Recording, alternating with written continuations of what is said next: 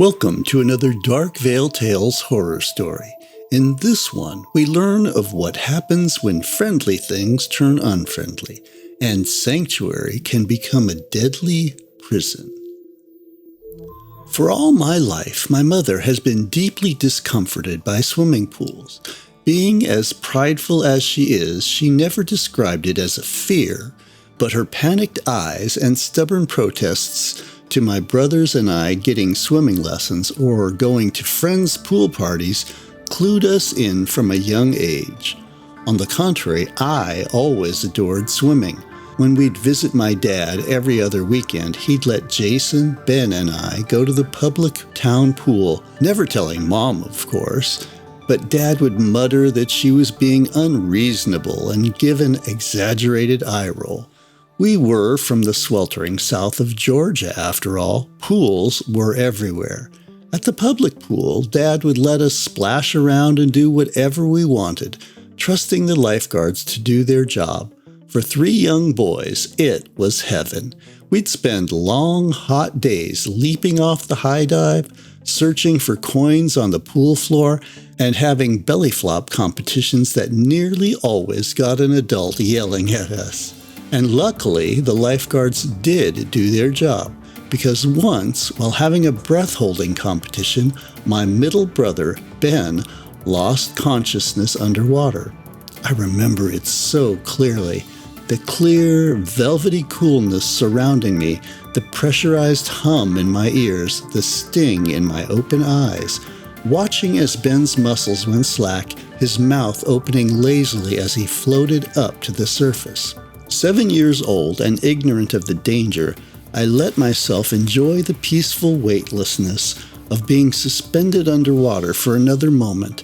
Our breath-holding game was my favorite, and I was ready to gloat. My oldest brother, Jason, had dropped out before either of us, so with Ben out, I was the winner. It wasn't until a second later, as I broke the surface, that Jason's scream and the lifeguard's whistle brought me back to the reality of what was happening.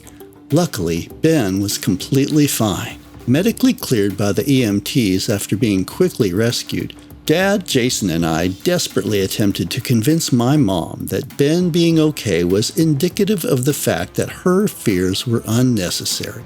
After all, he ended up perfectly okay. But of course, Mom didn't buy it. She insisted that we should never underestimate the surface. Now, apparently, just the sight of the rippling pool water was enough to trigger her neuroses. We all felt a little resentful over her weird phobia. But her fight with Dad for going behind her back was intense, to put it lightly, so we stopped going to the town pool. Instead, Mom let us play around in the creek near her place.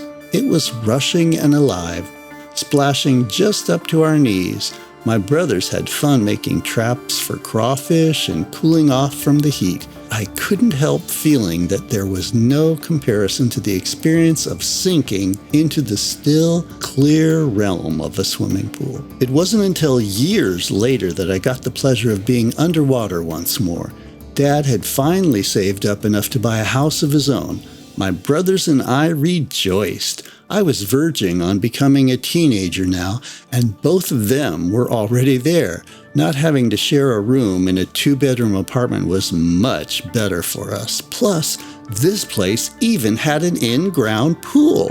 My brothers devolved into fantasies of throwing raging pool parties, impressing their bikini-clad crushes. But all I could think about was the smooth, relaxing pressure of chlorinated water surrounding me again. My mother's face went white when she brought us over to spend our first weekend there. But at our ages, she knew banning it just wouldn't work. Instead, she insisted we swear to follow her rules. Mom had Jason, Ben, and I sit down on Dad's living room couch and were given a stern talking to. My father looked quietly exasperated in the corner while Mom paced back and forth in front of us, setting out her rules for the pool. Number 1, we must all learn basic pool safety. No glass near the pool, no diving in shallow water, no breath-holding competitions with one another. This last one was punctuated with an especially fierce glare. Number 2, we must not fool around near the edge of the pool lest we slip and crack our skulls open. Number 3, we must not swim right after eating to avoid getting a cramp and drowning. Number 4, we must not swim while intoxicated. Not that we should be getting drunk at our ages, she sternly reminded us.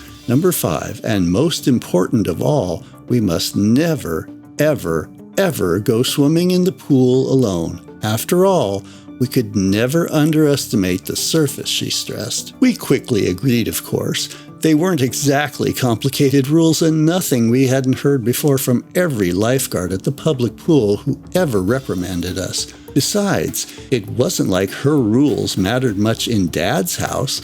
My father may have become more compliant to my mom's demands after the fight following Ben's accident, but he was still the more easygoing parent by far. Thus began our new life with our new pool. From the time we got to my dad's to the time we left, we were swimming and splashing. Each Sunday night when Mom picked us up, our fingers were pruny and our hair stank of chlorine. She'd purse her lips, but she kept quiet. Being at the onset of puberty, with the weight of constantly snipping divorced parents and increasingly distant older brothers, Dad's pool became my serenity. When I experienced the sensory deprivation of being held by the water, I could finally relax and shed the stress of the 2 weeks in between our visits. My brothers would have cannonball competitions and set up elaborate games, but I realized I was far more content to sit on the bottom in pure meditative bliss until my lungs ached and I had to return to the surface. After a couple of months, however, the pool magic wore off of Jason and Ben. They'd still come to swim with me sometimes, but often they wanted to go do other activities on Dad's custody days. I started to be dragged to the movie theater, a laser tag, the baseball field, and other things that my brothers were developing interests in. It frustrated me to lose my favorite activity, but I was outnumbered.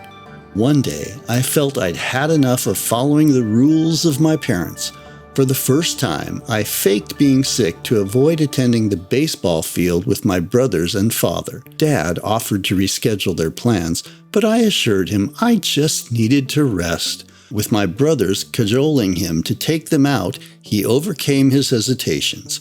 I watched their car drive off, mixed excitement and rebellious anxiety spiking my heart rate. When I knew they were gone, I quickly changed and stepped out into the backyard in my swimsuit, watching the gleaming reflections on the surface of the pool. It was a perfect day to swim, a beating sun with a slight breeze. My toes created infinite ripples as I made contact with the water. I slid in, enjoying the sensation of my body temperature reaching thermal equilibrium with the water. Pure, unadulterated relaxation. It was up to my collarbone now, and it was time for my favorite part. I took a deep breath in through my nose, then exhaled slowly through my mouth. I'd learned that this slowed my heart rate and let me stay under for longer. When I was sufficiently calm, I filled my lungs with air and dived to the bottom. Gentle pressure surrounded me, better than any weighted blanket. I heard the low, staticky buzz of my inner ear adjusting to the depth. Misshapen bubbles swirled from my nose, and I opened my eyes to a wavy, cool-toned world. No need to exhaust myself on the first dive of the afternoon, I lazily determined. I'll work up to spending a long stretch down there. Slowly, I headed back to the surface. I let my eyes close as I floated upwards, thanks to the air I still had stored. All that existed was the smooth movement of my body through the liquid world, until my head collided with something right above me. Stunned, I nearly inhaled water. My head throbbed, and it took a second to realize which way was up and which way was down. When I finally got a grip on my surroundings, I looked to the sky. What had I hit? I was in the middle of the pool. There was nothing around me to bump into. The only thing above me was the endless blue sky. More gingerly this time, I reached my arm upwards and hit something. Something on the surface of the water. Something completely invisible but rock hard. Something that wouldn't let me reach the air. In shock, I swam to the shallow end, feeling along what should be the surface of the pool. The top of the water rippled lazily in the breeze. I could see it, but every inch of it was unyielding to my touch. The rushing and bubbling of my movements started to sound hostile. I can't breathe down here. My racing heartbeats were becoming a deafening pounding that reverberated through my body. I could feel myself starting to lose air as I panicked, and the need for oxygen became even more profound. How much longer do I have left? I braced myself against the surface. I clawed with fingers that were beginning to prune. I hit and kicked, limbs moving in slow motion through the water. I stood in the shallowest part and shoved up with my shoulders like Atlas carrying the world. But no matter what I did, I was encased in the depths. I couldn't break through whatever barrier was preventing me from breaking the surface and inhaling more precious air into my lungs. My lungs tightened and relented in painful spasms, begging for me to inhale, unprepared for the liquid climate. Finally, I had nothing left to do but scream for help, praying that someone would come home early to find me here. But I knew from experience that the pool silences any cries. Is this what drowning felt like? Would my most peaceful space be my undoing? What force would condemn me to a watery grave? I stared up at the bright sky that was starting to blur. My ears were ringing now, so loud that the sound of my heartbeat didn't seem so loud anymore. My body felt almost numb. Sensory deprivation again, always a talent of the pool. For the first time, it wouldn't relieve me of my stress, but be the cause of it. I could feel myself losing consciousness. My lungs were so devoid of air that I was sinking slowly to the tiled floor. In a last, dizzy moment, I raised a hand, and the tip of my fingers felt a breeze. I don't remember forcing myself to the surface. I don't remember collapsing on the pavement of the backyard. I don't remember coughing up water I'd inhaled while screaming. All I do remember is waking up to my family's panicked cries when they returned home. My cheek pressed against the rough cement, I was gulping down heavy, tight mouthfuls of air. My skin warmed by the afternoon sun, my face still turned toward the innocuously gleaming reflections on the pool's surface. I told my family, of course. This was met with unsure glances between one another and my father's whispered question to my doctor. Was there maybe some damage to his brain? I was still a kid after all, and it wasn't improbable to anyone that I'd created an imaginary evil to deal with my accidental drowning. After all, the pool was still just a normal pool. My mother met us at the hospital where I agitatedly repeated my story until my sore throat gave out. I was told by the doctor to go home and rest. Lying in bed that night with every light on, frightened of even the cup of water on my desk, I flinched as Mom crept in. She sat on my bed and rested her hand softly on mine. I met her eyes, loving but deadly serious. You were lucky this time. It had mercy on you. That won't happen again. I tried to warn you. What do you mean? I asked, my voice hoarse. She nodded. When I was your age, something similar happened to me at the river. I've never told anyone because I didn't think they'd understand. What was it? I whispered. She hesitated, her gaze distant. I don't know, but whatever it is, it doesn't like being disturbed. It seems to prey on solo swimmers. I didn't sleep that night, and I haven't swum alone since. In fact, I haven't swam in anything deeper than my knees ever since that incident. The pool still sits in the backyard, its surface calm and inviting, but every time I look at it, I remember the feeling of being trapped beneath that invisible barrier, the helplessness I felt as my breath The thing that usually gives me life and hope and a sense of calm turned against me as I gasped desperately for air. Lungs urgently opening in desperation only to be filled with water, gagging the life out of me as the normally comforting substance violently tried to choke the life out of me. It wasn't the water, but what lived in the water, some force or energy or I don't know. I'll never really know. But I will always wonder if it's waiting for me to return, to toy with me again beneath the surface.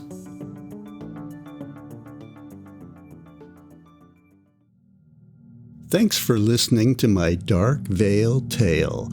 I hope you enjoyed it, and if you want to hear more of my horror stories, be sure to click the link of the video on the screen. Also, like and comment to let me know what you enjoyed about this tale. See you in the next one.